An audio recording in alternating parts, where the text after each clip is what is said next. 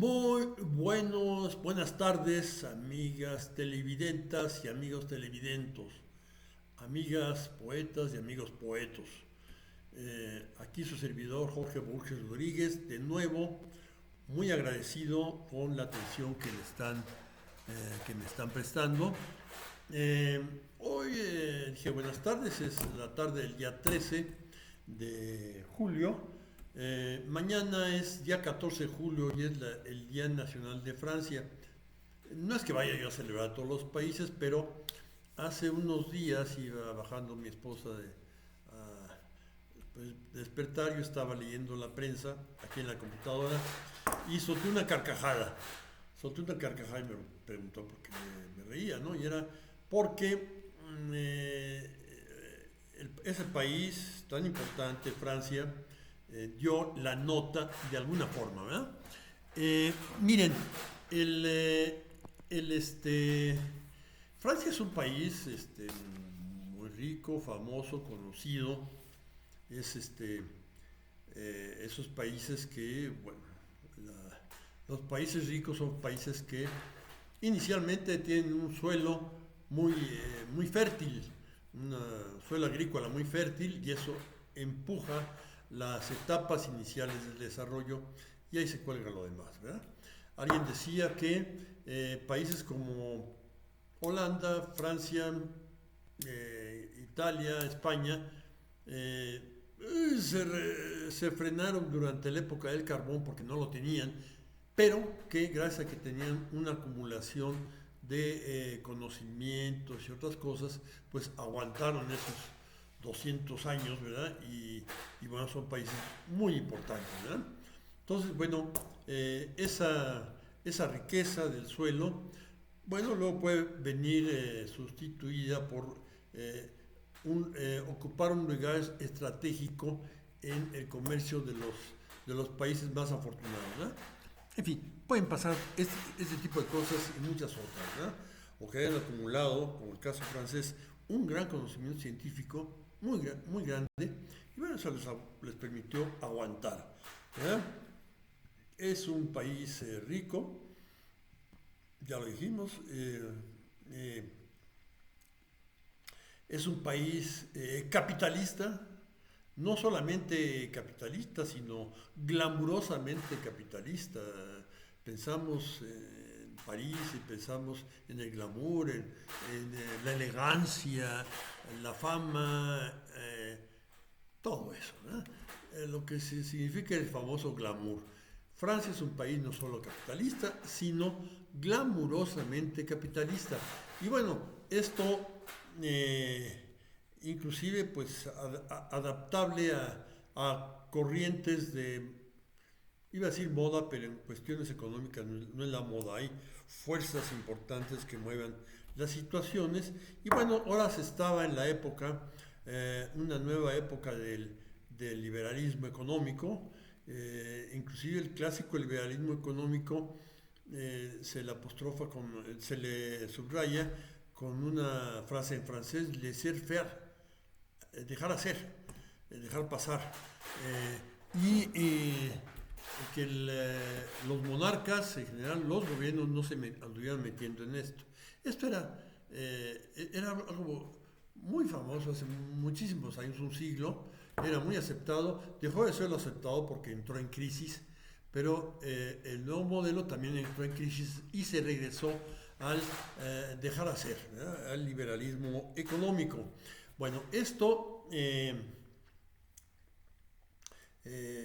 digamos que aparentemente, por lo menos aparentemente, Francia, el Estado francés era un país que seguía estas normas del dejar hacer, dejar pasar. La economía se compone así sola, esas tarugadas que pues nadie las ponía en cuestionamiento hace 15 años y ahora pues, son sumamente cuestionadas, ¿verdad? Eh, pues puede uno dejar de pasar y al rato no hay país, y si no hay país no puede haber economía próspera por mucho liberalismo que se considere. Bien, esa fue mi carcajada del día 7 en la mañana, porque me desayuno, me tomo mi cafecito salud, con la noticia de que el Estado francés había nacionalizado la industria eléctrica, la generación y distribución de industria eléctrica. Y pues yo solté la carcajada, pues, porque es algo que le han echado en cara al actual presidente de nuestro país, de que se va en contra de las corrientes universales. Pues ya ven que no, ¿verdad? Un país tan bien afincado en neoliberalismo y nacionaliza su industria eléctrica. Y es que esto desde luego está en contra de la fe, subrayo fe, como si fuera una religión, la toman los neoliberales, la fe neoliberal, ¿verdad?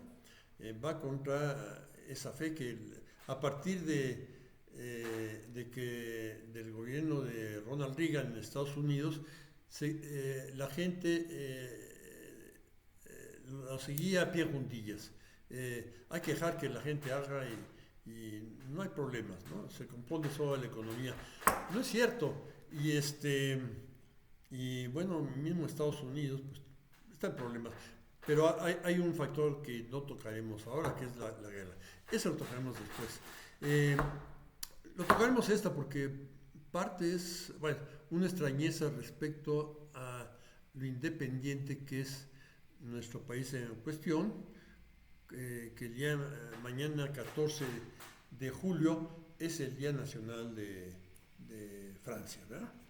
Bueno, la electricidad, ¿y esto qué pasa? Bueno, la electricidad es un sector estratégico, que no puede tomarse la broma. No sé qué tanto haya sido ajena a la economía, ajeno a la economía del Estado francés. Vaya, no creo que Framatome sea una empresa privada. No sé, no lo he averiguado, pero no lo creo que sea. Es la que diseña y construye los más exitosos centrales nucleoeléctricas del mundo, que es la industria, esa empresa, Framatome. Y otras funciones estratégicas. No sé cuál sea la participación del Estado francés en Marcel Dassault, de los aviones. Es estratégico, ¿verdad? Es privada, lleva el nombre del señor Marcel Dassault, es un tipo con nariz. Pero yo me imagino que hay un gran participación accionaria del Tesoro del gobierno francés en esta empresa y muchas otras. Renault ya no es empresa gubernamental, pero yo creo que sigue teniendo una gran participación accionaria mediante acciones preferentes que no votan en el Consejo de Administración, pero tienen derecho a estar fiscalizando. Eso, y eso detiene a ciertas tendencias especulativas que o te salen muy bien o te salen muy mal, ¿verdad? Y ha habido empresas que producen cosas muy buenas que se han ido al caño porque a la hora de especular les va de la patada, ¿verdad? Bien, esto es un país que no ha soltado las industrias estratégicas. Creo que lo mismo puede decirse de los países centrales de la Comunidad Europea, a saber, Bélgica, Holanda, Alemania e Italia. Creo que no han soltado esas cuestiones que dicen, esto es estratégico, no lo suelto. Me imagino la participación del gobierno alemán en la Siemens, en otras cosas, debe ser muy grande. O de Italia en la Eni, que es de petróleo, o Holanda y Ibérica lo mismo, ¿verdad? Muy participativo. Creo que eso es, no permiten que esa mesa directiva tome decisiones de especular, ¿verdad? Antes, manito, amplía tu capital y yo entro con más acciones, ¿verdad? Creo que más o menos así se maneja la Europa continental. La otra no continental, pues es Inglaterra, pues que ya vemos que tiene serios problemas, ¿verdad? Esto de no soltar lo estratégico era parte de una inteligencia política que no tenía Francia ni durante la tercera, sí la tenía, pero no gobernaba. Eh, Se les hacía a un lado. Es inteligencia política que hubo no la hubo gobernando durante la Tercera y la Cuarta República. Fue un desbarajuste. Entró la Quinta República del brazo del general Charles de Gaulle, el héroe de Francia libre y el que resolvió la bronca de Argelia, que era terrible, ¿verdad? Y aguantó las consecuencias, ¿verdad? Varios, creo que fueron como 7 atentados contra su vida, tipo valioso y valiente. Bueno, esa inteligencia política ha sido un signo de la Quinta República y no soltar actividades estratégicas, no dejarlas a la libre, es algo de esa inteligencia. Han actuado con inteligencia respecto a la preponderancia anglosajona en general, pero norteamericana en particular. Recordemos que en algún momento vetaron el ingreso de Inglaterra de Gran Bretaña a la Unión Europea. ¿Por qué? Porque no manifestaban un compromiso muy serio con la Unión, como se demostró recientemente con la salida de la Gran Bretaña de la Comunidad Europea. Esto es un hecho, ¿verdad? Y bueno, lo veía de Gaulle y vetó el ingreso de la Gran Bretaña a la Comunidad Europea. Esto. Y no solo eso, sino que cuando estaba muy bravo Estados Unidos, así de no ceder tantito ni tantito respecto a la política hacia la Unión Soviética, habiendo ya tenido el susto creo que ya había pasado lo de los misiles, ¿verdad? Pero entonces Francia se salió del Pacto del Atlántico, ¿no? de la Alianza Atlántica, que es una alianza militar, ¿verdad? El Pacto NATO, la alianza del NATO es North Atlantic Tratado Organization, ¿verdad? Algo así. La Alianza Militar del Atlántico del Norte se salió y había partes importantes en París de esa organización, se tuvieron que ir, ¿verdad? Se tuvieron que ir a Holanda, a Bélgica, ¿verdad? En fin. Y regresaron solo ante cuestiones muy favorables, ¿verdad? Ya en época de Mitterrand, pasado bastantes años. Esa inteligencia política de no subirse no sumarse a políticas suicidas era algo que muchos ejemplificábamos con esto de la salida de la NATO, ¿verdad? De la OTAN, Organización del Tratado del Atlántico Norte, ¿verdad? De la OTAN. Haber salido, es decir, no estoy de acuerdo, no voy a meter a políticas suicidas, y esto les venía de cierta historia, ¿verdad?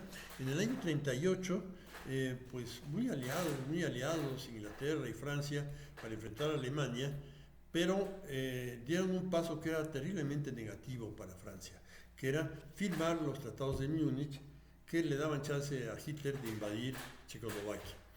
En ese momento, Francia, si no tenía una estrategia de defensa sobre el terreno,